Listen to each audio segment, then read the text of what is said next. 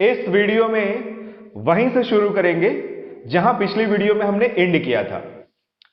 Class 11th में starting में physics में बहुत प्रॉब्लम होती है, हम लोगों को भी हुई थी। तो मेरी वीडियोस को अपने फ्रेंड्स के साथ में या उन बच्चों के साथ में जो फिजिक्स सीखना चाहते हैं शेयर जरूर करना। और मेरी सारी वीडियोस को जो किसी पर्टिकुलर चैप्टर पे बनी हुई है सीरियली ही देखना है आपको। पहला नंबर जो वीडियो है उसको पहले देखना है, फिर उसके बाद वाली वीडियो को उसके बाद, इसी तरह से सीरियल ऑर्डर में। तो पिछली वीडियो में हमने समझा प्रोजेक्टाइल मोशन क्या होता है, उसके वेरियस एग्जांपल्स देखे, प्रोजेक्टाइल मोशन से रिलेटेड डिफरेंट टर्मिनोलॉजीज देखी। उसके बाद उसमें हम लोगों ने टाइम पीरियड का, मैक्सिमम हाइट का और हॉरिजॉन्टल रेंज का फॉर्मूला निकाला। उसके बाद टाइम पीरियड और हॉरिजॉन्टल रेंज का जो फॉर्मूला हमें मिला था उसकी थोड़ी एनालिसिस भी की थी। तो आज अब हम जो हॉरिजॉन्टल रेंज का फॉर्मूला होता है उसका एनालिसिस करेंगे। प्रोजेक्टाइल मोशन में हॉरिजॉन्टल रेंज का जो फॉर्मूला हमें मिलता है वो आता है u square sine 2 theta divided by g या 2g g। इसके क्या क्या इंपॉर्टेंट पॉइंट है आप बहुत ही ध्यान से देखिए। सबसे पहला पॉइंट, इस फॉर्मूले को अगर हम ऐसे लिखें, साइन 2 थीटा का जो फॉर्मूला होता है उसको एक्सपेंड करते हैं, तो ये आया 2 sine theta cos theta divided by g. यहां से 2 को बाहर कर लेते हैं, u square means u multiplied by u, इसमें दो u हैं, एक u को लगाते हैं कॉस थीटा के साथ और एक u को लगा देते हैं साइन थीटा के साथ and divided by g। So r is equals to 2, u cos theta is ux, u sin theta is uy, ये वेग का क्षैतिज घटक है, ये वेग का ऊर्ध्वाधर घटक है, डिवाइडेड बाई g। तो देखिए फॉर्मूले का एक स्वरूप ऐसा भी संभव है, r is equals to u square sine 2 theta बटे में g, तो हम पढ़ते ही पढ़ते हैं, पर हमें ये फॉर्मूला भी याद रहना चाहिए। तो it can be written as 2ux uy divided by g also. तो अगर क्वेश्चन में हमसे थीटा की वैल्यू, यू की वैल्यू और जी की वैल्यू देकर रेंज पूछा जाएगा तो हम ये फॉर्मूला लगाएंगे। पर कभी कभी हो सकता है आपको थीटा अलग यू अलग न देकर सीधे सीधे बोला जाए कि भाई किसी भी प्रोजेक्टाइल के वेलोसिटी का हॉरिजॉन्टल कंपोनेंट इतना है और वर्टिकल कंपोनेंट इतना है, अगर जी की वैल्यू इतनी हो तो आप आर की वैल्यू कैलकुलेट करो। तब उस केस में हमें इस वाले फॉर्मूले का यूज करना होगा। अभी कुछ ही देर में हम वैसे क्वेश्चन को भी सॉल्व करेंगे। तो एक ये चीज आपको याद रखनी है। दूसरी चीज देखिए,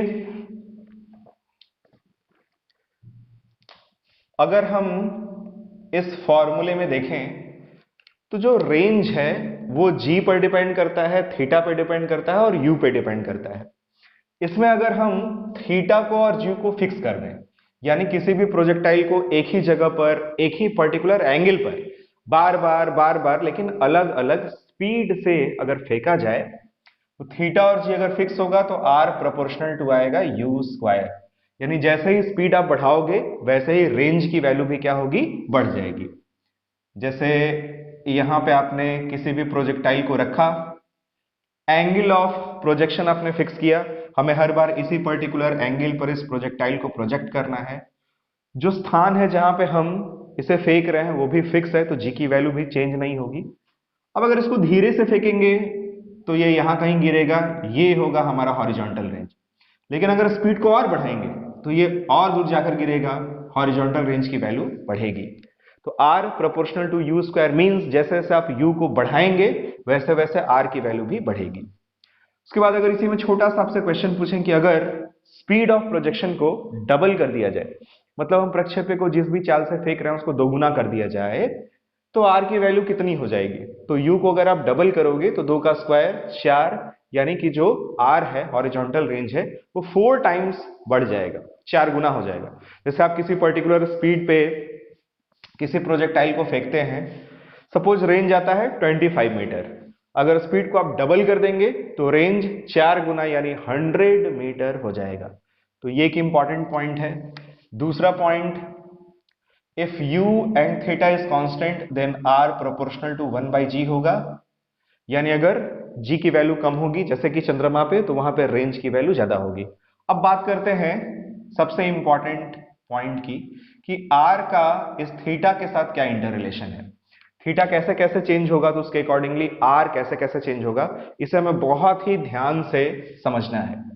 तो सबसे पहले अगर हम ये आपसे पूछें कि ये तो स्वाभाविक सी बात है कि अगर थीटा की वैल्यू को हम चेंज करेंगे तो आर की वैल्यू भी चेंज होगी, पर अगर आपसे ये पूछा जाए कि थीटा की किस पर्टिकुलर वैल्यू के लिए आर की वैल्यू मैक्सिमम होगी, अधिकतम होगी, यहां बात हो रही है अधिकतम परास की, मतलब किस पर्टिकुलर एंगल पर हम किसी भी प्रोजेक्टाइल को प्रोजेक्ट करें कि वो मैक्सिमम दूर जाकर गिरे, तो उसके लिए हम क्या करेंगे, आपको ये पता ही है कि साइन 2 थीटा की जो मैक्सिमम वैल्यू होती है, यहां कुछ भी लिखा हो ये साइन थीटा ही है। अब थीटा की जगह चाहे 2 थीटा लिखा हो, चाहे 5 थीटा लिखा हो, चाहे थीटा बाई 2 लिखा है, साइन थीटा की जो मैक्सिमम वैल्यू है वो होती है 1। 1 मीन्स साइन 90 डिग्री। यहां से 2 थीटा इज इक्वल्स टू हमें मिलेगा 90 डिग्री, इसलिए थीटा इज इक्वल्स टू मिलेगा 45 डिग्री।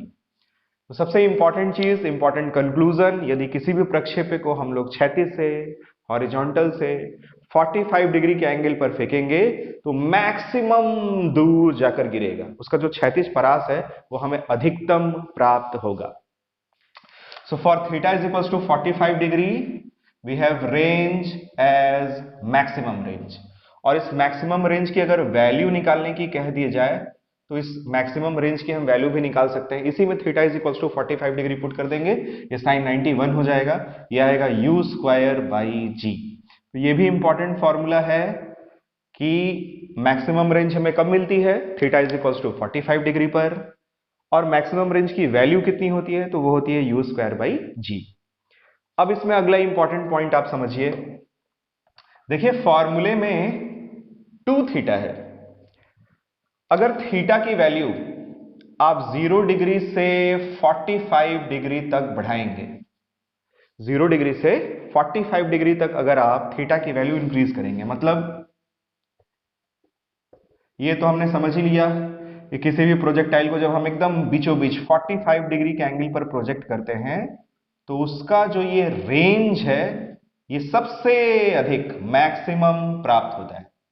लेकिन अगर हम 0 डिग्री से 45 डिग्री तक एंगल ऑफ प्रोजेक्शन को धीरे धीरे धीरे धीरे बढ़ाएं, से 10 degree, 15 degree, 20 degree, 30 degree, 35 degree, इस तरह से 0 डिग्री से अगर हम एंगल ऑफ प्रोजेक्शन को 45 डिग्री तक बढ़ाएंगे तो देखिए क्या होगा। फॉर्मूले में 2 थीटा है, अगर थीटा की वैल्यू 0 से 45 तक बढ़ेगी तो 2 थीटा की वैल्यू 0 से 90 डिग्री तक बढ़ेगी। और अगर साइन थीटा का ग्राफ आपको पता हो, एक और इंपॉर्टेंट चीज बताते हैं, इसी चैनल पे जब मैंने चैनल की शुरुआत की थी तो मैंने मैथमेटिक्स में जो मैथमेटिकल फंक्शंस के ग्राफ होते हैं, जैसे मॉडुलस फंक्शन का ग्राफ कैसे बनेगा, सारे ट्रिग्नोमेट्रिक फंक्शंस का ग्राफ कैसे बनेगा, लॉगरिथमिक फंक्शन का ग्राफ कैसे बनेगा, क्वाड्रेटिक इक्वेशन का ग्राफ कैसे बनेगा, उसे मैंने डिटेल 20-22 वीडियोस बनाई हुई है। अगर आप फिजिक्स में चाहते हैं कि आगे आपको कोई प्रॉब्लम ना हो और मैथमेटिक्स में भी आपको काफी हेल्प मिले तो ग्राफ की आप वीडियोस को जरूर देखिएगा। उस समय मैं नया नया चैनल मैंने बनाया था तो मुझे उतना आइडिया नहीं था कि कैमरे के सामने कैसे बोलना चाहिए, थोड़ा लाइटिंग इक्विपमेंट्स वगैरह भी उतने अच्छे नहीं थे, तो थोड़े मेरे एक्सप्रेशन आपको अजीब लगेंगे, थोड़ा लाइट कैमरा एक्शन सब थोड़ा लो क्वालिटी का होगा, पर मैंने जो उसमें बताया है वो लो क्वालिटी का नहीं होगा। तो थोड़ा सा पेशेंस रख के सारी वीडियोस को धीरे धीरे टाइम निकाल के आप देखेंगे तो आपको बहुत ही ज्यादा बेनिफिट होगा। उसका एक बेनिफिट तो देखिए यही है, अगर हम थीटा वर्सेस साइन थीटा का ग्राफ देखें, साइन थीटा का ग्राफ इसी तरीके से हमें मिलता है, ये होता है 0 डिग्री, ये है 90 डिग्री और ये होता है 180 डिग्री, या 0 पाई बाई 2 पाई। आप इसमें देख सकते हैं 0 डिग्री से 90 डिग्री तक अगर आप एंगल को बढ़ाएंगे तो साइन थीटा की वैल्यू भी लगातार बढ़ती है और साइन 90 डिग्री पर ये मैक्सिमम 1 हो जाता है। लेकिन 90 डिग्री से 180 डिग्री तक अगर आप एंगल को बढ़ाएंगे तो फिर साइन थीटा की वैल्यू लगातार घटती है और साइन 180 डिग्री की वैल्यू घटते घटते 0 हो जाती है। इसी कंसेप्ट का यहाँ पे थोड़ा सा यूज होगा। तो थीटा को अगर हम 0 डिग्री से 45 डिग्री तक बढ़ाएंगे तो फॉर्मूले में जो साइन का एंगल है वो 0 डिग्री से 90 डिग्री तक बढ़ेगा। 0 डिग्री से 90 डिग्री तक जब एंगल बढ़ता है तो पूरा साइन की जो वैल्यू है वो भी बढ़ती है और इस पूरे साइन के एक्सप्रेशन की वैल्यू बढ़ेगी तो रेंज भी बढ़ेगा। इसका मतलब जैसे जैसे हम एंगल ऑफ प्रोजेक्शन 0 डिग्री से 45 डिग्री तक बढ़ाएंगे लगातार रेंज की वैल्यू क्या होगी, बढ़ेगी। जैसे 10 डिग्री पर आपने किसी भी प्रोजेक्टाइल को फायर किया, वो यहां गिरा। 20 डिग्री पर फायर करेंगे, यहां गिरेगा। 30 डिग्री पर फायर करेंगे, यहां गिरेगा। 45 डिग्री पर फायर करेंगे, रेंज और ज्यादा होगा और आगे गिरेगा। तो आप देख सकते हैं जैसे जैसे हम लोग एंगल ऑफ प्रोजेक्शन को बढ़ा रहे हैं, वैसे वैसे रेंज की वैल्यू भी बढ़ रही है। और 45 डिग्री पे ये कहां जाके गिरेगा? मैक्सिमम दूर जाकर गिरेगा। इसलिए जो भाला फेंकने वाली प्रतियोगिताएं होती हैं, उसमें जो प्रतिभागी होता है वो भाले को कोशिश करता है कि 45 डिग्री के एंगल पर फेंके, ताकि वो मैक्सिमम दूर जाकर गिरे। लेकिन अगर इस एंगल ऑफ प्रोजेक्शन यानी थीटा को 45 डिग्री से फिर 90 डिग्री तक बढ़ाया जाए, यानी 45 डिग्री से भी अगर हम एंगल ऑफ प्रोजेक्शन ज्यादा करते जाएं, तो देखिए इस पर्टिकुलर फॉर्मूले में 2 थीटा है, ये 90 डिग्री से 180 डिग्री तक बढ़ेगा। और अभी ग्राफ में जैसे मैंने एक्सप्लेन किया था, 90 डिग्री से 180 डिग्री तक जब एंगल बढ़ता है तो साइन की वैल्यू डिक्रीज होती है। तो अब क्या होगा? अब जैसे जैसे आप 45 डिग्री से ज्यादा एंगल ऑफ प्रोजेक्शन करेंगे, अब जो रेंज है वो घटने लगेगा। तो अब ये 45 डिग्री पर मैक्सिमम दूर जाकर गिर गया है। अब एंगल ऑफ प्रोजेक्शन आपने 45 डिग्री से और बढ़ाया, अब इसका जो रेंज है वो डिक्रीज होना शुरू हो जाएगा। इसमें एक और खास चीज होती है, दो पर्टिकुलर एंगल पर हमें एक ही हॉरिजॉन्टल रेंज मिलता है। अब उसको समझते हैं। ऐसा हो सकता है कि किसी पर्टिकुलर एंगल पर जो हमें रेंज मिल रहा है, जब 45 डिग्री से ज्यादा हम एंगल ऑफ प्रोजेक्शन करेंगे तो फिर भी हमें वही रेंज मिले, हो सकता है और होता भी है। तो अब इसमें किसी पर्टिकुलर रेंज के लिए जो दो हमें एंगल ऑफ प्रोजेक्शंस मिलते हैं, उनको देखा जाए। से मान लीजिए कि किसी प्रोजेक्टाइल को हमने 45 डिग्री के एंगल पर फेंका, इसका जो रेंज मिला वो मैक्सिमम होगा। अब मान लीजिए इसको आप हॉरिजॉन्टल से थीटा डिग्री के एंगल पर फेंकते हैं, हॉरिजॉन्टल से थीटा डिग्री के एंगल पे, और थीटा 45 डिग्री से कम है। तो 45 डिग्री से कम होगा तो उतना दूर तो नहीं जाएगा, ये इधर ही कहीं गिरेगा। इसका रेंज मान लेते हैं सिंपली R1 है। तो R1 की वैल्यू क्या होगी?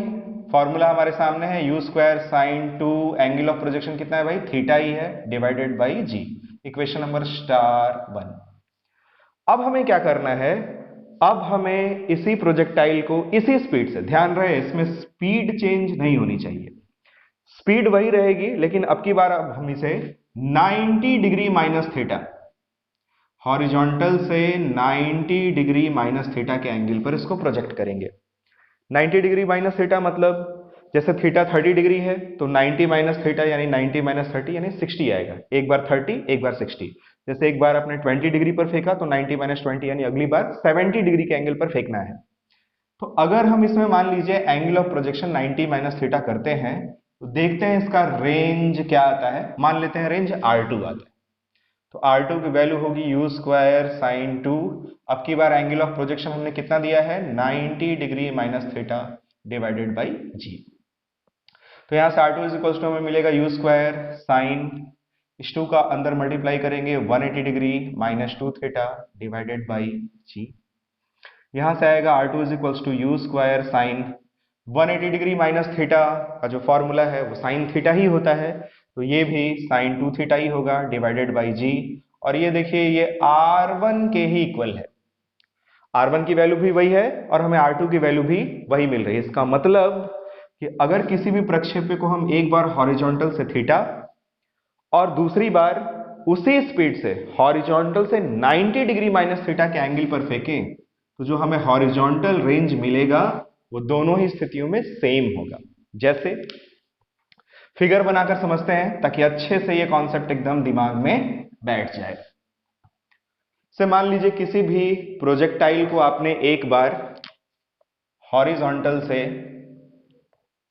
15 डिग्री के एंगल पर फेंका। कितने एंगल पे? 15 डिग्री के एंगल पे। अब 90 माइनस 15 कितना होगा? 75। अगर इस प्रोजेक्टाइल को अब की बार सेम स्पीड u से 75 डिग्री के एंगल पर फेंका जाए, तो उसका टाइम ऑफ फ्लाइट अलग होगा आप देख सकते हैं उसका मैक्सिमम हाइट भी अलग होगा पर उसका हॉरिजॉन्टल रेंज सेम होगा। वैसे ही 20 डिग्री 90 माइनस 20 यानी 70 डिग्री पर फेंकिए, वैसे ही 30 डिग्री 90 माइनस 30 यानी 60 डिग्री पर फेंकिए। अगर आप सेम स्पीड से एक बार 30, एक बार 60, एक बार 20, एक बार 70 डिग्री के एंगल्स पर फेंकेंगे तो जो हॉरिजॉन्टल रेंज है वो हमें सेम मिलेगा। और इसमें देखिए कुछ और इंपॉर्टेंट चीजें हैं। कभी कभी ऐसे भी क्वेश्चंस में हमें घुमाकर दे दिया जाता है कि किसी प्रोजेक्टाइल को हम एक बार हॉरिजॉन्टल से थीटा डिग्री के एंगल पर फेंक रहे हैं और इसका हमें एक रेंज मिल रहा है। अभी हमने पढ़ा है कि अगर इसको हॉरिजॉन्टल से ही 90 माइनस थीटा डिग्री के एंगल पर फेंकेंगे तो परास सेम होगा।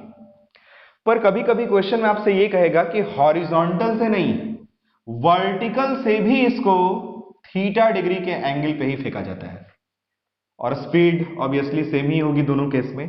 एक बार हॉरिजॉन्टल से थीटा डिग्री का एंगल दिया होगा, अगले केस में वर्टिकल से सेम थीटा डिग्री का एंगल दिया होगा। तो अगर वर्टिकल से एंगल थीटा डिग्री है तो हॉरिजॉन्टल से जो ये एंगल बनेगा ये 90 डिग्री माइनस थीटा ही तो होगा।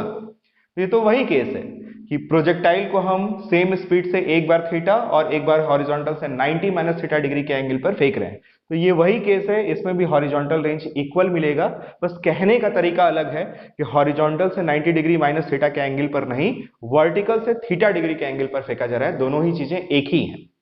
फिर देखिए इस चीज को हम ऐसे भी बोल सकते हैं और ये थोड़ा और इंपॉर्टेंट है। ऐसे कभी कभी हम देखते हैं तो हमें कंफ्यूजन हो जाता है कि ये क्या दिया हुआ है। ध्यान से देखिए, ये है ठीक बीचों बीच 45 डिग्री की लाइन। ये वाला एंगल कितना है? ये एंगल है हमारा 45 डिग्री। अगर किसी भी प्रोजेक्टाइल को हम 45 डिग्री प्लस थीटा, यानी ये एंगल है थीटा, तो इसका टोटल एंगल हॉरिजॉन्टल से कितना होगा? 45 डिग्री प्लस थीटा। इस पर्टिकुलर एंगल पर फेंकें और अब की बार 45 degree minus theta, same speed से अब की बार हमें 45 डिग्री माइनस थीटा के एंगल पर इसको फेंकना है। अब फिर हमसे पूछ रहा है कि बताइए क्या जो हॉरिजॉन्टल रेंज है ये दोनों केस में सेम होगा? बिल्कुल इसमें भी सेम होगा। आप चाहे तो कोई एक पर्टिकुलर एग्जांपल लेके देख सकते हैं। अगर थीटा की वैल्यू सपोज करिए कि 15 डिग्री है तो 45 प्लस 15 मतलब 60 डिग्री और 45 डिग्री माइनस 15 मतलब 30 डिग्री। तो 30 डिग्री और 60 डिग्री, बताइए ये अगर थीटा है तो ये बिल्कुल 90 माइनस थीटा है ना। इसका मतलब इस पर्टिकुलर केस में जो एंगल है उसका वेरिएशन हमें ऐसे भी दिया जा सकता है कि अगर किसी प्रोजेक्टाइल को हम 45 डिग्री प्लस थीटा और 45 डिग्री माइनस थीटा के एंगल पर फेंकें तो बताइए उसका रेंज कैसा होगा? तो रेंज सेम होगा। और अगर रेंज में रेशियो पूछ दिया जाए हमसे तो रेंज का जो रेशियो है वो सेम होने की वजह से 1:1 या फिर 1 आएगा। तो इसकी सारी पॉसिबिलिटी क्लियर होगी, इसका सारा केस क्लियर हो गया कि इस एंगल को हमें कैसे कैसे दिया जा सकता है। उसके बाद देखिए इसमें एक और इंपॉर्टेंट चीज बताते हैं आपको, ये भी काफी इंपॉर्टेंट है। जब हमें मैक्सिमम रेंज मिलता है किस पर्टिकुलर एंगल पे मिलता है? 45 डिग्री पर। इस पर्टिकुलर केस में जब रेंज मैक्सिमम होता है और रेंज की वैल्यू कितनी आई थी? u²/g। इस केस में हमें कुछ ना कुछ मैक्सिमम हाइट तो मिलेगा ही और कुछ ना कुछ हमें टाइम ऑफ फ्लाइट भी मिलेगा। तो टाइम ऑफ फ्लाइट से कोई लेना देना नहीं है। इस केस में जरा h को चेक करते हैं कि h की वैल्यू कितनी होगी। h का ऐसा फॉर्मूला क्या होता है? u² sin square theta divided by 2g। यहां से h इज इक्वल्स टू आएगा u² sin square theta fix है, हम 45 डिग्री के एंगल पे ही प्रोजेक्ट कर रहे हैं। sin square 45 degree divided by 2g। यहां से h की वैल्यू आएगी u² sin 45 डिग्री 1/√2, स्क्वायर करेंगे 1/2, 2 नीचे जाएगा, यह आ जाएगा u²/4g। अब इसको आप देखिए, रेंज मैक्स है u²/g और h मैक्स आ रहा है u²/4g। दोनों में कुछ रिलेशन बनेगा? बिल्कुल बनेगा। अगर यहीं पे हम देखें r max is equals to 4 का न्यूमरेटर और डिनोमिनेटर में मल्टीप्लाई कर दें तो 4 न्यूमरेटर में है तो यहाँ डिनोमिनेटर में भी हमें लिखना होगा और u²/4g क्या है? वो है h। तो यहां से हमें मिलेगा r max is equals to 4h। Now this is a very very important relation. तो जब भी कभी प्रक्षेप्य का परास हमें मैक्सिमम प्राप्त होता है, तो उसकी महत्तम ऊंचाई और अधिकतम परास में भी एक संबंध होता है। वो संबंध ये है कि अधिकतम परास महत्तम ऊंचाई का 4 गुना होता है। यानी इस पर्टिकुलर केस में अगर ये 25 मीटर होगा तो ये 100 मीटर होगा, ये अगर 20 मीटर होगा तो ये 80 मीटर होगा। समझ गए आप? ये बहुत ही इंपॉर्टेंट पॉइंट है। हो सकता है इसका उल्टा भी आपसे पूछ दिया जाए कि किसी पर्टिकुलर प्रोजेक्टाइल मोशन में मैक्सिमम रेंज या सिंपली रेंज भी अगर दे दिया जाए कि रेंज की वैल्यू मैक्सिमम हाइट का 4 गुना है, आप एंगल ऑफ प्रोजेक्शन बताओ। तो आप समझ लेना कि ये रिलेशन हमें तभी मिलता है जब एंगल ऑफ प्रोजेक्शन कितना होता है, 45 डिग्री होता है। तो ये था रेंज का एनालिसिस। अब इन सभी सूत्रों पर जो भी फॉर्मूला हम लोगों ने प्रूव किया, उसमें कुछ बेसिक बेसिक क्वेश्चंस देखते हैं कि छोटे छोटे क्वेश्चंस को हम कैसे सॉल्व करेंगे। तो सबसे पहला क्वेश्चन देखते हैं, क्वेश्चन नंबर 1। ऐसे आपको छोटे मोटे क्वेश्चन मिलते रहेंगे। क्वेश्चन में आपसे कहा जाएगा, ध्यान से सुनना, कि किसी भी प्रोजेक्टाइल को 10 मीटर पर सेकेंड से 30 डिग्री के एंगल पर प्रोजेक्ट कर दिया जाता है। 30 डिग्री तो नहीं लग रहा है, बढ़ा लें, चलिए बढ़ा लेते हैं, 45 डिग्री ले लेते हैं। 45 डिग्री के एंगल पर प्रोजेक्ट किया जाता है, तो ये प्रोजेक्टाइल मोशन करेगा। फिर कहा जाएगा एक पर्टिकुलर पॉइंट P पे अब इसकी वेलोसिटी का हॉरिजॉन्टल से जो एंगल बन रहा है, सोच के बताइए, अब ये जो एंगल बनेगा हॉरिजॉन्टल से, वो 45 डिग्री से ज्यादा होगा या कम होगा? बिल्कुल सही, जैसे जैसे ये प्रोजेक्टाइल ऊपर जाता है उसका हॉरिजॉन्टल से बनने वाला एंगल कम होता चला जाता है। इन सबको भी बहुत डिटेल में आगे की वीडियोस में देखेंगे, जब हम इसका ट्रेजेक्टरी एनालिसिस करेंगे, जब हम इसका वेक्टर एनालिसिस करेंगे, जब हम इसका ग्राफिकल एनालिसिस करेंगे, पूरा पोस्टमार्टम कर देंगे इस प्रोजेक्टाइल मोशन का। अब आपसे कह रहा है कि इस P पॉइंट पर इसका जो वेलोसिटी है वो हॉरिजॉन्टल से 30 डिग्री का एंगल बनाता है। कितना एंगल बनाता है? 30 डिग्री का। अब आपसे कह रहा है कि आप इस पर्टिकुलर पॉइंट P पे स्पीड कैलकुलेट करके बताओ कि यहां पे अगर स्पीड 10 मीटर पर सेकेंड है तो यहां पे स्पीड कितनी होगी। पहले आप ये बताइए कि P पॉइंट पे स्पीड ज्यादा होगी या कम होगी? P पॉइंट पे जब भी स्पीड होगी 10 मीटर पर सेकेंड से कम ही होगी। क्यों? क्योंकि हॉरिजॉन्टल वेलोसिटी में तो कोई फर्क नहीं पड़ता, पर वर्टिकल वेलोसिटी यहां से मैक्सिमम हाइट वाले पॉइंट तक जाने में लगातार डिक्रीज होता है। तो एक कंपोनेंट अगर घट रहा है तो ओवरऑल वैल्यू भी घटेगी, यानी Vp जो भी आएगा वो आएगा 10 से कम। तो ऐसे क्वेश्चन में आप क्या करेंगे, हमेशा हॉरिजॉन्टल कंपोनेंट को इक्वल करेंगे, क्योंकि प्रोजेक्टाइल मोशन में संपूर्ण गति के दौरान कभी भी वेग का जो क्षैतिज घटक है वो परिवर्तित नहीं होता। तो यहां से हम लिखेंगे 10 cos 45 degree is equals to Vp cos 30 degree. 10 cos 45 degree की वैल्यू 1/√2, Vp cos 30 डिग्री की वैल्यू √3/2।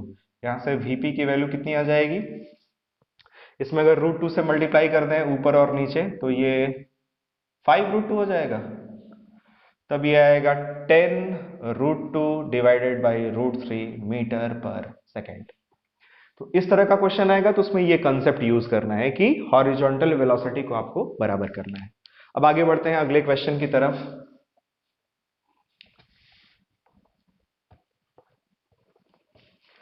देखिए, किसी भी प्रोजेक्टाइल को जब हम फायर करते हैं तो ये horizontal velocity u cos theta और वर्टिकल वेलोसिटी होती है u sin थीटा। इसे हम ux भी बोलते हैं और इसे हम uy भी बोलते हैं।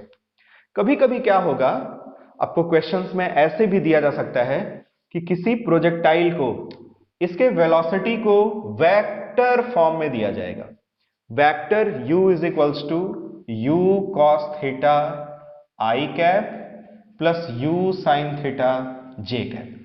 सीधे बोला जाएगा कि किसी भी प्रोजेक्टाइल को इस पर्टिकुलर वेलोसिटी से फेंका जाता है, तो हमें यह समझना होगा कि ये वेलोसिटी का हॉरिजॉन्टल कंपोनेंट है क्योंकि आई कैप के साथ है, और ये वेलोसिटी का वर्टिकल कंपोनेंट है क्योंकि ये जे कैप के साथ है। तो इस तरह से अगर दिया होगा तो फिर आपसे अगर कई सारी चीजें पूछी जाएंगी तो उसको कैसे कैलकुलेट करेंगे उसको अगले एग्जाम्पल में देखते हैं। मान लीजिए आपसे पूछ दिया जाए कि भाई किसी प्रोजेक्टाइल को vector u is equals to 10 i cap plus 10√3 j cap से प्रोजेक्ट कर दिया जाता है। किसी प्रोजेक्टाइल को vector u is equals to 10 i cap plus 10√3 j cap के साथ प्रोजेक्ट कर दिया जाता है। आप उसका टाइम ऑफ फ्लाइट बताओ, आप उसका हॉरिजॉन्टल रेंज बताओ, आप उसका h बताओ, आप उसका एंगल ऑफ प्रोजेक्शन बताओ, आप उसका स्पीड ऑफ प्रोजेक्शन बताओ। ये पांच चीजें हमसे पूछी जा रही हैं और दिया क्या है, सिर्फ इनिशियल पॉइंट पर वेलोसिटी वेक्टर फॉर्म में। तो ऐसा क्वेश्चन देखिए कैसे करेंगे। सबसे पहले इसको कंपेयर करेंगे u x i cap plus u y j cap के साथ। यू एक्स की जगह आप यू कॉस थीटा और यू वाई की जगह यू साइन थीटा भी लिख सकते हैं। तो यहां से हमें यू एक्स या यू कॉस थीटा इसकी वैल्यू कितनी मिलेगी भाई, 10। ये मीटर पर सेकेंड है, ये भी मीटर पर सेकेंड है और g की वैल्यू आपको मेरे सभी एग्जांपल्स में 10 मीटर पर सेकेंड स्क्वायर बिना सोचे ले लेना है। इसी तरह से यू वाई कितना होगा, u साइन थीटा, ये है 10√3। इस क्वेश्चन को कई तरीके से आप कर सकते हैं। सबसे पहले आप चाहे तो u की वैल्यू और थीटा की वैल्यू कैलकुलेट कर सकते हैं। फिर जो टाइम ऑफ फ्लाइट का formula 2u sine theta by g होता है, वैसे ही जो r का फॉर्मूला होता है, वैसे ही जो h का फॉर्मूला है वो भी लगा सकते हैं। या फिर आप डायरेक्ट जो हम लोगों ने पढ़ा था कि टाइम ऑफ फ्लाइट का फॉर्मूला होता है 2u/g, ये भी लगा सकते हैं। यहां से आएगा 2u की वैल्यू 10√3 डिवाइडेड बाई जी की वैल्यू 10, ये आएगा 2√3। टाइम है, इसका जो मात्रक होगा वो होगा सेकेंड। वैसे ही h की वैल्यू होती है u² divided by 2g, u की वैल्यू 10√3 इसका स्क्वायर डिवाइडेड बाई 2, जी की वैल्यू 10, ये आएगा 100 इंटू 3 डिवाइडेड बाई 2 इंटू 10, ये 5, ये आ जाएगा 15 मीटर। वैसे ही आर की वैल्यू आप कैलकुलेट कर लेना। फिर इन दोनों से हम ये थीटा और ये यू कैसे कैलकुलेट करेंगे, इसको और इसको स्क्वायर करके ऐड कर दीजिए। U square cos square theta plus u square sine square theta is equal to 10 का स्क्वायर 100, इसका स्क्वायर 300। इसमें से यू स्क्वायर कॉमन बचेगा, cos square theta plus sine square theta, ये आएगा 400, इसकी वैल्यू 1 होती है। U square is equal to 400, hence u is equal to 20 metre पर सेकेंड। और अगर आप इसमें इसका भागा दे दें, u साइन थीटा में u कॉस थीटा को अगर आप डिवाइड कर दें तो ये आएगा 10√3 डिवाइडेड बाई 10, u से u cancel, tan theta is equals to √3, means theta is equals to 60 degree. देखिए एक छोटी सी इंफॉर्मेशन से हमने टाइम ऑफ फ्लाइट भी निकाल लिया, हॉरिजॉन्टल रेंज भी निकाल लिया, h भी निकाल लिया, थीटा भी निकाल लिया और u भी निकाल लिया। तो क्वेश्चन को ऐसे भी पूछा जा सकता है। इस तरह का क्वेश्चन आएगा तो आप कर लेंगे। और अगर ऐसा एकदम सिंपल क्वेश्चन दे दिया जाए कि भाई किसी प्रोजेक्टाइल को हम हॉरिजॉन्टल से 30 डिग्री के एंगल पर 20 मीटर पर सेकेंड से प्रोजेक्ट करते हैं, theta is equals to 30 degree और u is equals to 20 metre पर सेकेंड। आपसे पूछा जाए भाई आप t बता दो, आप h बता दो, आप r बता दो, तो ये तो आप कर ही लेंगे। सीधे सीधे सूत्र पर आधारित प्रश्न है। g की वैल्यू भी आपको क्वेश्चन में दी जाएगी, नहीं दी जाएगी तो 9.8 मीटर पर सेकेंड स्क्वायर लेना चाहिए और फॉर्मूले में आप पुट करके बस कैलकुलेट कर लेना। तो ये बहुत ही सिंपल लेवल का क्वेश्चन है। आई होप आप सभी लोग आराम से इसको सॉल्व कर लेंगे। तो अब आगे बढ़ते हैं, क्वेश्चन की अगली वैरायटी देखते हैं। अगला क्वेश्चन भी बहुत ही प्यारा क्वेश्चन है। क्वेश्चन में क्या कह रहा है कि एक इस तरह से कोई गन है या कोई भी ऐसी मशीन है जिससे बुलेट्स फायर की जा सकती हैं, गोलियां छोड़ी जा सकती हैं और इसको चारों तरफ इस तरह से घुमाया जा सकता है। मतलब ये इधर भी गोली फायर कर सकता है, इधर भी गोली फायर कर सकता है, हर तरफ गोली फायर कर सकता है। और इससे जो गोली फायर करने में एंगल ऑफ प्रोजेक्शन है उसको भी हम चेंज करने की मैकेनिज्म इसमें बना रखे हैं। मतलब इसको हम ऐसे भी फायर कर सकते हैं, ऐसे भी फायर कर सकते हैं, ऐसे भी फायर कर सकते हैं। किसी भी एंगल पर बंदूक को आगे पीछे करके, ऊपर नीचे करके एंगल ऑफ प्रोजेक्शन को चेंज कर सकते हैं। पर इसमें से बुलेट जब निकलेगी तो उसकी स्पीड तो सेम होगी हर केस में, वो u दे रखी है। और आपसे पूछ रहा है कि आप मैक्सिमम अनसेफ एरिया बताओ। फिर से क्या पूछा जा रहा है आपसे? आपसे पूछा जा रहा है कि आप मैक्सिमम अनसेफ एरिया बताओ। तो देखिए, फिजिक्स के किसी भी क्वेश्चन का सबसे पहले हमें एनालिसिस करना चाहिए। तो इसको थोड़ा छोटा कर लेते हैं। u स्पीड से बुलेट्स फायर हो रही हैं, इसका एंगल ऑफ प्रोजेक्शन हम चेंज कर सकते हैं। ये बताइए, ये मैक्सिमम दूर कब जाके गिरेगा? जब इसको हम 45 डिग्री के एंगल पर प्रोजेक्ट करेंगे। तो जब हम इसे 45 डिग्री के एंगल पर प्रोजेक्ट करेंगे तब ये सबसे ज्यादा दूर जाकर गिरेगा। अब अगर कोई आदमी यहां पे खड़ा है तब तो वो सेफ है, क्योंकि बुलेट को हम अब इस बंदूक को आगे पीछे ऊपर नीचे कुछ भी एंगल दें, कभी भी बुलेट इसके पार नहीं जा सकती, क्योंकि ये मैक्सिमम रेंज है। पर अगर आदमी यहां पे है या फिर इसके भीतर कहीं भी है तो वो अनसेफ है, बुलेट उसको हिट कर सकती है। तो हमसे अनसेफ एरिया पूछ रहा है। तो ये जो मैक्सिमम रेंज हमें मिला है, इसकी वैल्यू होती है u²/g। अगर इसको हम रेडियस मान के एक ऐसा सर्कल ड्रॉ करें तो ये पूरा का पूरा जो सर्कल है वो पूरा सर्कल ही अनसेफ होगा, क्योंकि ये जो मशीन है वो चारों तरफ घूम के गोलियां फायर कर सकती हैं। तो कोई भी आदमी अगर यहां होगा, चाहे यहां होगा, चाहे यहां होगा, उसे इस मशीन से मारा जा सकता है। तो मैक्सिमम अनसेफ एरिया निकालने के लिए हमें इस सर्कल का एरिया निकालना होगा, और वृत्त का, सर्कल का जो एरिया होता है वो हम सभी लोग जानते हैं। तो अनसेफ एरिया जो हमें मिलेगा वो होगा इसका टोटल एरिया, वृत्त का क्षेत्रफल होता है πr², पर यहां रेडियस कौन सी लेनी है? वो हमें रेंज मैक्स लेनी है। और रेंज मैक्स कितना है भाई? रेंज मैक्स है u²/g, और उसका भी हमें करना है होल स्क्वायर। तो ये आएगा πu⁴ डिवाइडेड बाई g²। ये होगा हमारा आंसर। तो ये क्वेश्चन भी क्लियर हो गया आपको कि इस क्वेश्चन में क्या पूछा गया था और हमें कैसे इसको सॉल्व करना था। तो अब आगे बढ़ते हैं, अगला क्वेश्चन देखते हैं। ऐसे धीरे धीरे धीरे धीरे प्रैक्टिस करेंगे, धीरे धीरे ही आपकी फिजिक्स स्ट्रांग होगी, धीरे धीरे ही आपकी एनालिटिकल एबिलिटी, कैसे क्वेश्चन को पढ़ते हैं, कैसे उसको एनालाइज करते हैं, कैसे उसको सॉल्व करते हैं, धीरे धीरे ही डेवलप होगा। रातों रात कंसेप्ट नहीं डेवलप होता, थोड़ा टाइम तो देना पड़ता है, थोड़ी आंखें जलानी पड़ती हैं। अब अगला क्वेश्चन देखते हैं। देखिए, किसी भी प्रोजेक्टाइल को जब हम लोग फायर करते हैं तो कुछ ना कुछ रेंज और कुछ ना कुछ हाइट तो हमें मिलता ही मिलता है। जैसे इस फिगर में हम देखें तो देखने से ही फील हो रहा है कि रेंज की वैल्यू ज्यादा है, मैक्सिमम हाइट की वैल्यू उसके कंपैरिजन में कम है।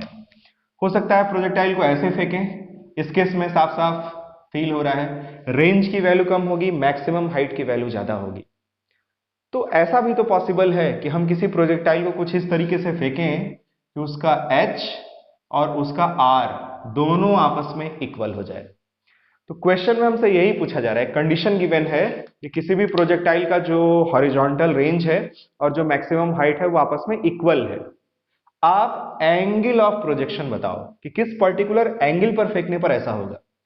उसके लिए कोई एक विशेष कोण ही होगा, ऐसा तो नहीं है कि हम किसी भी पर्टिकुलर एंगल पर फेंक देंगे तो R = हमें H मिल जाएगा, ऐसा नहीं होगा। एक विशेष कोण पे ही ऐसा संभव है और हमें उसी पर्टिकुलर एंगल ऑफ प्रोजेक्शन की वैल्यू को निकालना है।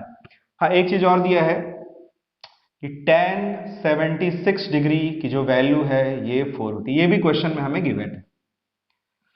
तो इसको देखिए सॉल्व करते हैं, कैसे सॉल्व करेंगे। According to the question R = H, प्रश्न के अनुसार H और ये R आपस में क्या है? इक्वल है। तो अगर R = H होगा, R का formula u² sin 2θ divided by g = H की value u² sin² divided by 2g। यहां से u² से u² कैंसिल, g से g कैंसिल, इस 2 को इधर ले आते हैं। 2 sin 2θ = sin²θ। sin 2θ का formula 2 sin θ cos θ is equals to sine square theta. एक साइन थीटा से एक साइन थीटा भी कैंसिल। इसको अगर उधर भेज दें तो साइन डिवाइडेड बाई कॉस ये आ जाएगा tan theta is equals to यहां होगा 2 इंटू 2 4, और उस पर्टिकुलर जो हमें डेटा गिवन है कि tan 76 डिग्री की वैल्यू 4 होती है, इस 4 को अगर आप tan 76 डिग्री लिख देंगे और फिर एंगल को कंपेयर करेंगे तो यहाँ से थीटा इज इक्वल्स टू हमें मिलेगा 76 डिग्री। तो ये भी एक बहुत इंपॉर्टेंट रिजल्ट है, इंपॉर्टेंट फैक्ट है, याद होना चाहिए। जिस तरह से हमें ये याद रहता है कि 45 डिग्री के एंगल पर प्रोजेक्ट करने पर जो प्रोजेक्टाइल है वो मैक्सिमम दूर जाकर गिरता है, उसी तरह से हमें यह भी याद होना चाहिए कि 76 डिग्री के एंगल पर अगर हम किसी प्रोजेक्टाइल को फेंकेंगे तो उसका हॉरिजॉन्टल रेंज और उसका मैक्सिमम हाइट दोनों आपस में इक्वल होगा।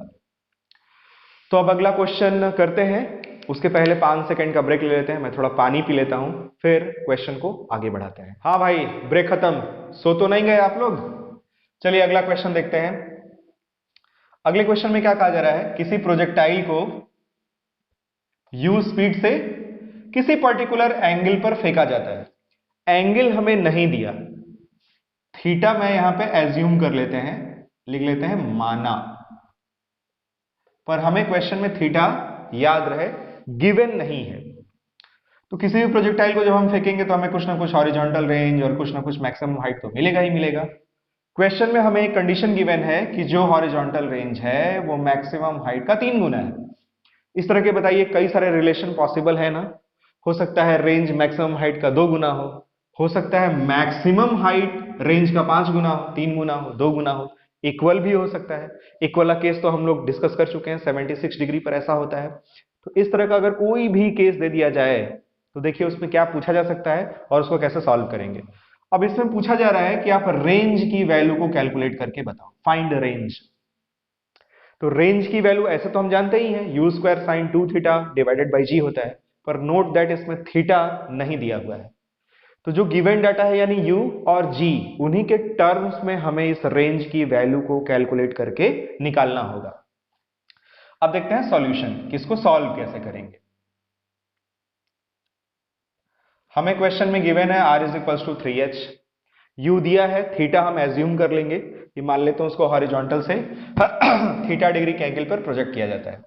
r की value u square sine 2 theta divided by g, 3 times h की value u square sine square theta divided by 2g।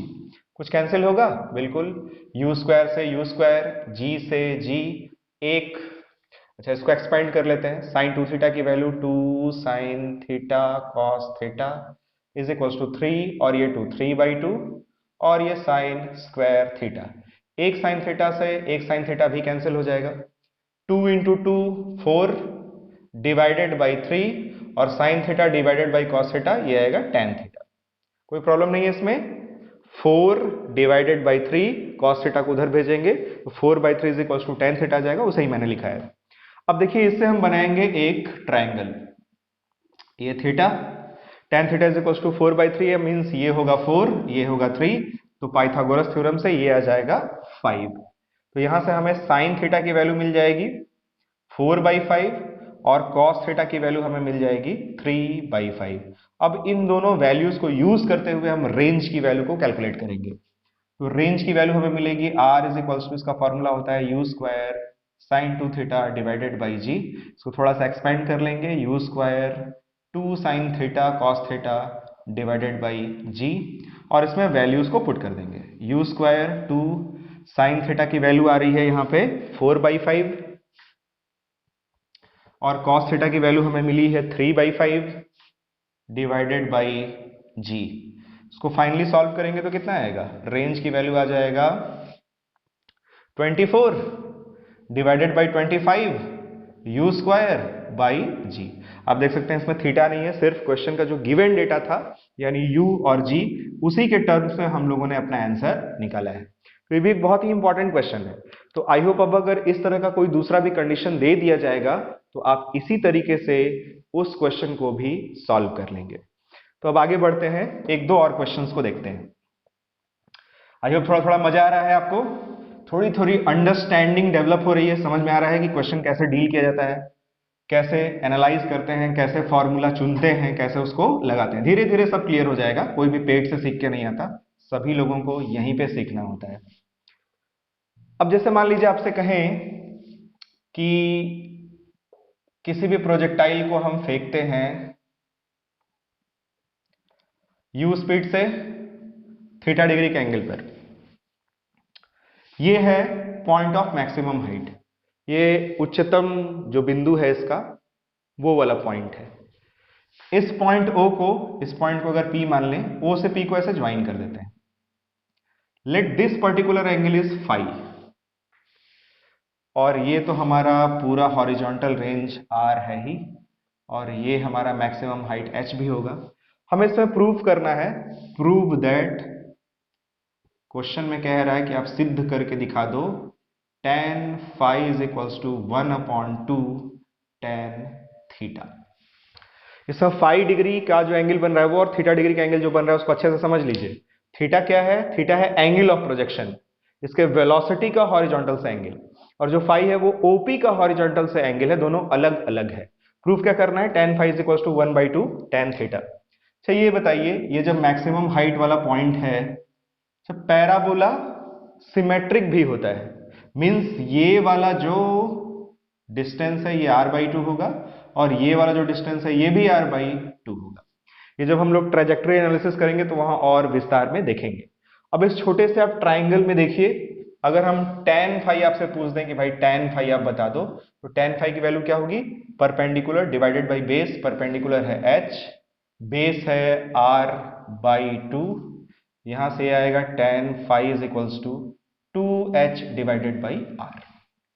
अब इसमें हम फॉर्मूला पुट करेंगे दोनों का, tan phi is equals to 2h की जगह u square sine square theta divided by 2g, और r की value u square sine 2 theta होता है उसको भी एक्सपेंड कर देते हैं, 2 sine theta cos theta divided by g। अब देखते हैं क्या क्या कैंसिल होगा।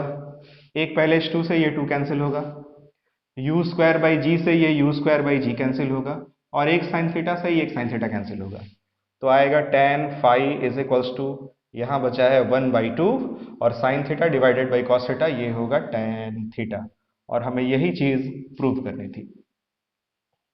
प्रूव्ड। तो एक ये भी क्वेश्चन देख लीजिएगा, अच्छा क्वेश्चन है। एक क्वेश्चन और लगाते हैं, दिल है कि मानता नहीं। एक क्वेश्चन और लगा के देख लेते हैं, फिर अभी आगे क्वेश्चन बहुत सारे करेंगे। क्वेश्चन के लिए तो सोचना ही नहीं है, एक से एक क्वेश्चन करेंगे, एक से एक आपको केस बताएंगे, एक से एक ट्रिक्स बताएंगे, और थोड़ा पेशेंस रखना होगा।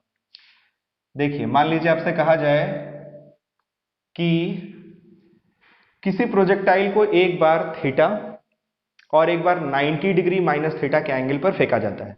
जैसे ही ये बोला गया, आपको तुरंत समझ लेना चाहिए कि भाई रेंज की वैल्यू क्या होगी? सेम होगी, एक बार थीटा और एक बार 90 डिग्री माइनस थीटा।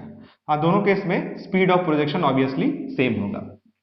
फिर कह रहा है अगर पहले वाले केस में टाइम ऑफ फ्लाइट t1 है और दूसरे वाले केस में टाइम ऑफ फ्लाइट t2 है, तो आपको t1 t2 is equals to proof करना है 2r/g। ये बेसिकली एक ट्रिग्नोमेट्री का क्वेश्चन है जिसको इस प्रोजेक्टाइल मोशन के साथ थोड़ा सा मिक्स करके बनाया गया है। बहुत ही सिंपल सा क्वेश्चन है, देखते हैं इसको। देखिए किसी भी प्रोजेक्टाइल को जब हम थीटा डिग्री और 90 डिग्री माइनस थीटा के एंगल पर प्रोजेक्ट करते हैं, एंगल ऑफ प्रोजेक्शन अगर सेम रहता है तो रेंज की वैल्यू हमें सेम मिलती है, लेकिन टाइम ऑफ फ्लाइट सेम नहीं होता और मैक्सिमम हाइट भी सेम नहीं होता। इसलिए टाइम ऑफ फ्लाइट कह रहा है कि t1 और t2 है। तो ये बताइए t1 की वैल्यू क्या होगी? t1 की वैल्यू होगी 2u sine theta divided by g, क्योंकि एंगल ऑफ प्रोजेक्शन थीटा ही है। Equation number *1। t2 क्या होगा? ये आएगा 2u साइन, इसके लिए एंगल ऑफ प्रोजेक्शन थीटा नहीं है, इसके लिए angle of projection 90 minus theta है, डिवाइडेड बाई g। यहां से t2 की वैल्यू आ जाएगी 2u साइन 90 माइनस थीटा होता है cos theta divided by g। Equation number *2। क्यों ना, हमें जब ये प्रूफ करना है तो t1 और t2 को आपस में मल्टीप्लाई कर देते हैं। तो मल्टीप्लाई करेंगे तो ये आएगा t1 t2 is equals to, चलिए पहले लिख लेते हैं, 2u sine theta divided by g multiplied by 2u cos theta divided by g. दिख रहा है आपको? आ जाएगा जो प्रूफ करना है। एक 2 को बाहर कर लेते हैं, एक 2 को बाहर कर लेते हैं, और u इंटू यू एक g को भी बाहर कर लेते हैं, क्योंकि 2/g हमें लाना ही है। एक 2 और एक g बाहर। अब जो बचा उसको देखिए, u into you square 2 sine theta cos theta. एक 2 बाहर चला गया, फिर भी एक 2 बचा हुआ है, तो ये एक 2 और ये साइन थीटा और ये cos theta, 2 sine theta cos theta sine 2 theta और डिवाइडेड बाई एक ये जी भी बचा हुआ, और ये होता है हमारा रेंज आर का फॉर्मूला। यहां से हमें मिलेगा T1 into T2 is equals to 2/g into r, यानी जो पूछा गया है वो इजीली प्रूव हो जाएगा, प्रूव्ड। एक क्वेश्चन मैं और आपको होमवर्क में दे देता हूं, इसको मैं अगली वीडियो में एक्सप्लेन कर दूंगा, लेकिन फिर भी आप घर पर ट्राई करना। क्वेश्चन को बहुत ही ध्यान से सुनिए। क्वेश्चन में क्या कहा जा रहा है कि किसी भी पर्टिकुलर प्रोजेक्टाइल को सपोज थीटा डिग्री के एंगल पर u स्पीड से फेंका जाता है और पॉइंट ऑफ प्रोजेक्शन है O। ये पैराबोलिक पाथ पर मोशन करते हुए यहां पॉइंट A पे गिरता है। हम सभी लोग जानते हैं OA रेंज होगा। अब आपको क्या करना है, इस पैराबोला के भीतर एक ट्रायंगल बनाना है, एक त्रिभुज बनाना है। त्रिभुज का आपको जो बेस लेना है वो OA लेना है, माने ट्रायंगल की जो एक साइड होगी वो पूरा पूरा हमें ऐसे OA लेना है। और इस ट्रायंगल में अब दो वर्टेक्स हमें मिल गए, एक वर्टेक्स O और एक वर्टेक्स हमें मिल गया A। एक तीसरा वर्टेक्स हमें इसके ट्रेजेक्टरी पर, इसके पथ पर लेना है। जैसे यहां अगर लेंगे तो यहां पे B पॉइंट मान लेते हैं। इससे एक ट्रायंगल जनरेट होगा OBA। इसका हमें कुछ ना कुछ एरिया भी मिलेगा। अगर इस B पॉइंट की पोजीशन को हम चेंज करें तो ट्रायंगल का जो एरिया है वो भी चेंज हो जाएगा।